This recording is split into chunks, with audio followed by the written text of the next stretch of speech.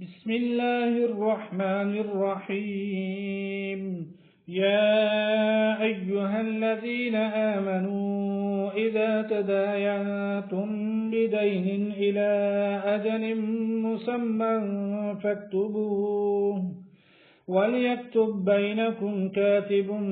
بالعدل، ولا يأب كاتب أن يكتب كما علمه الله فليكتب، وليملل الذي عليه الحق وليتق الله ربه ولا يبخس منه شيئا، فإن كان الذي عليه الحق سفيها أو ضعيفا أو لا يستطيع أن يمل هو فليملل وليه بالعدل، واستشهدوا شهيدين من رجالكم، فإن لم يكونا رجلين فرجل وامرأتان ممن ترضون من الشهداء أن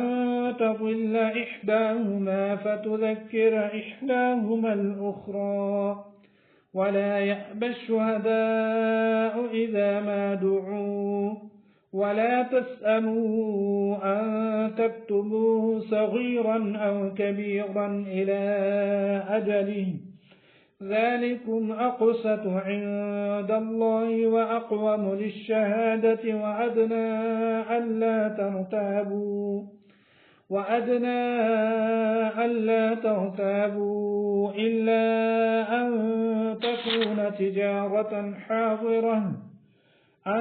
تكون تجارة حاضرة تديرونها بينكم، فليس عليكم جناح ألا تكتبوها، وأشهدوا إذا تبايعتم، ولا يضار كاتب ولا شهيد، وإن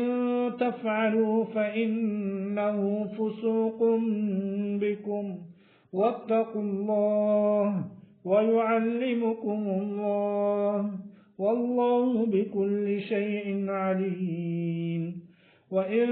كنتم على سفر ولم تجدوا كاتبا فرهان مقبوضة، فإن أمن بعضكم بعضا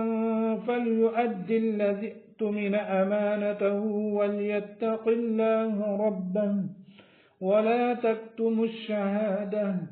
ومن يكتمها فإنه آثم